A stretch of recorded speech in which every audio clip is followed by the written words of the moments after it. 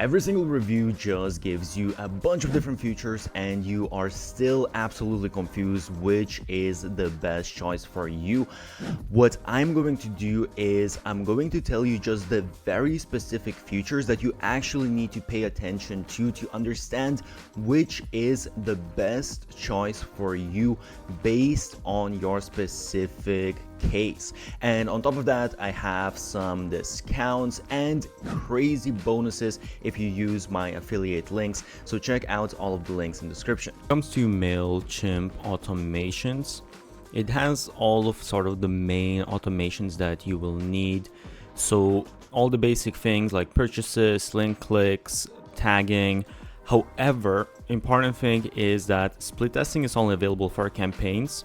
No deep inside automation flows, which is really a huge thing that you will need, a huge downside. Another thing is there's no true multi-trigger automations. So again, something that might really affect your email campaigns. So honestly, I'm not very impressed compared to other tools. It's only a 6 out of 10. By the way, I have created a document of 50 best growth hacks used by the biggest marketers out there. Check the link below. When it comes to ease of use, I would say that it's pretty polished interface. It looks pretty nice. They have some guides how to set up. However, the dashboard can be a little bit busy, especially for beginners. And it's just kind of like a little bit overwhelming. It takes some time to get used to it, so it's a 7 out of 10. By the way, I created a blueprint for the best business model out there, so check the description. When it comes to landing pages, they do have quite a few modern templates. They have a drag and drop builder. It even supports A/B testing. However, that is only on the higher plans, something to keep in mind. And it's a little bit limited in terms of customization compared to actual page builders or even some of the other page builders in email marketing tools. So it's an 8 out of 10. When it comes to forms, you get all of the embeds, pop-ups available with different styling options, the editor. It integrates directly within automations and tags. The only downside here really is that they have fewer templates and it's just a little bit limited visually how much basically you can design it yourself, how many things you can adjust. So it's a 7 out of 10. When it comes to newsletter designer, it's pretty versatile, a lot of different templates, brand kit, dynamic content support, built-in A/B testing for subject lines as well, send times, and content blocks, kind of like all of the stuff that you will need and then you will most likely find on other tools as well. Nothing crazy, but nothing bad either. It's an 8 out of 10. When it comes to e-commerce, a store, they have integrations with Shopify, WooCommerce, Stripe. I would say quite a few different integrations. They provide simple things like abandoned cart recovery, product recommendations, purchase tagging, and you have built-in store option as well if you want to sell some digital or physical products. Obviously, I would just suggest to use a tool separately for that, but it's not too bad in terms of e-commerce. It's an 8 out of 10. When it comes to AI features, they have some copywriting assistant. This is mostly for subject lines and body tags. This is what most email marketing softwares have. They do have now some predictive segmentation, but this is still very much in beta and I wouldn't rely on it too much. Send time optimization, which is kind of nice, and a lot of other email marketing tools have some content suggestions. No AI driven automations yet. So not very advanced, but just because they have this beta here, I will give them an 8 out of 10.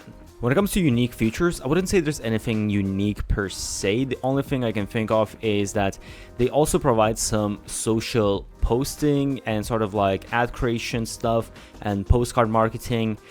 But honestly, I would just keep in mind that are you actually going to use these different tools, because they're not very advanced if compared to like if you're just using let's say social media scheduler by itself. So this is kind of unique, but maybe not actually useful. When it comes to Mailchimp pricing, so first of all, they do have completely free plan, and by the way, there's a few very important things here I will explain.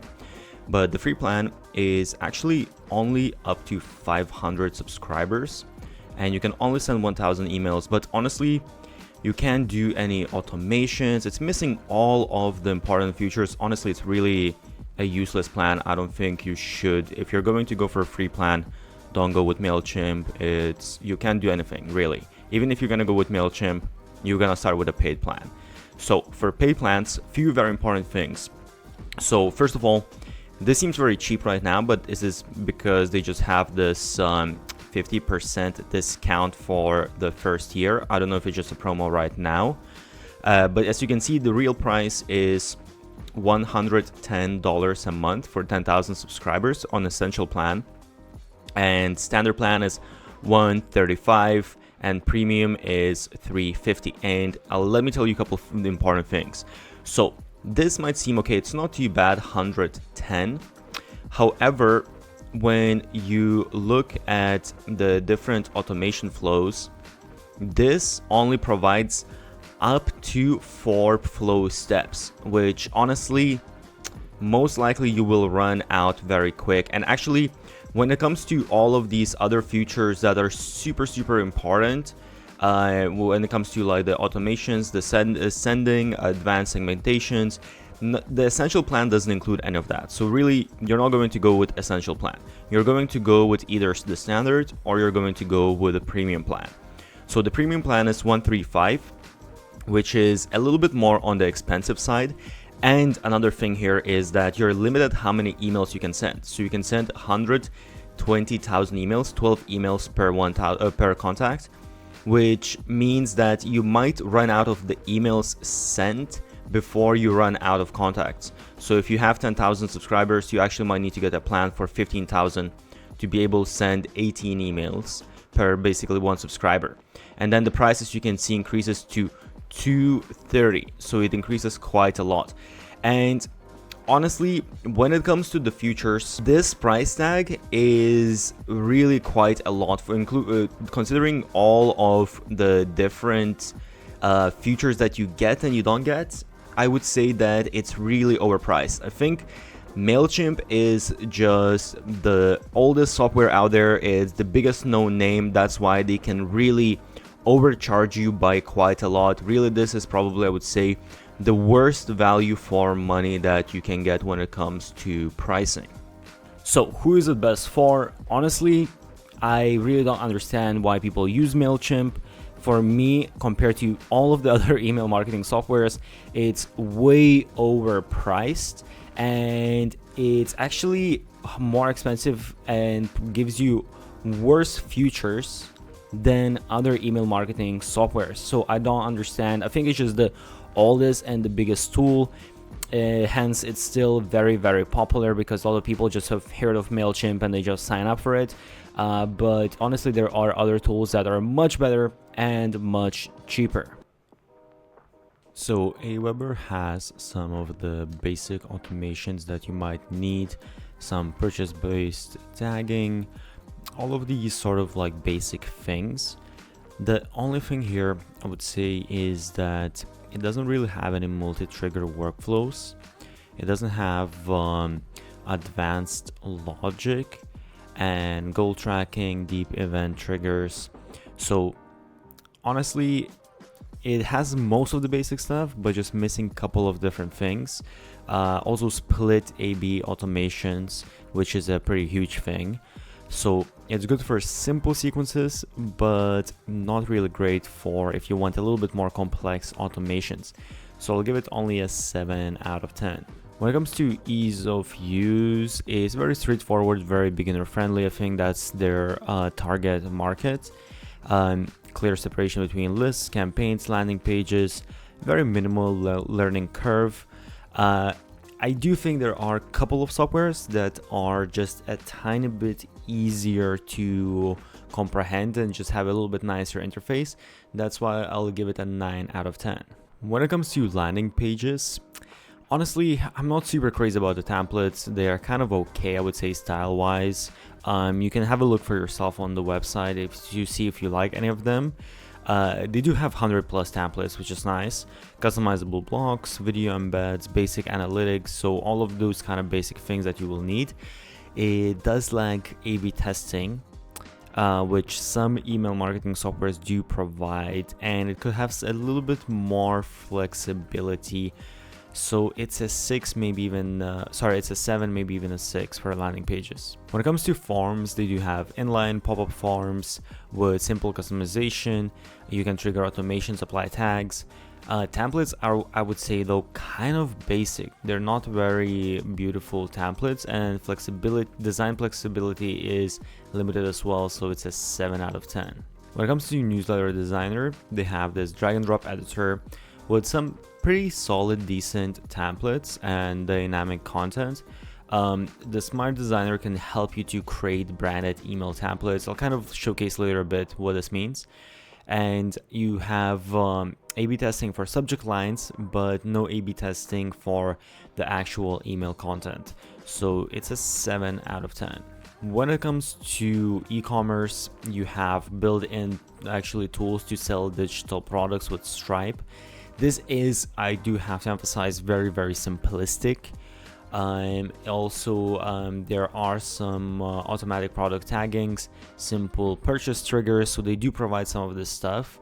No abandoned cart recovery or advanced product recommendations, so it's more of a 7 out of 10. When it comes to AI features, they have basic AI writing assistant for subject lines and email copy, and I'll talk about something else when it comes to AI that's related to this within the specific feature section.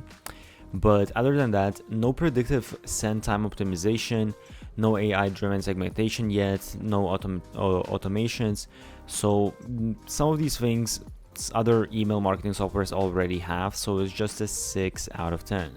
So when it comes to unique features, honestly, there's only one feature that I really can see, and that's AI newsletter writer.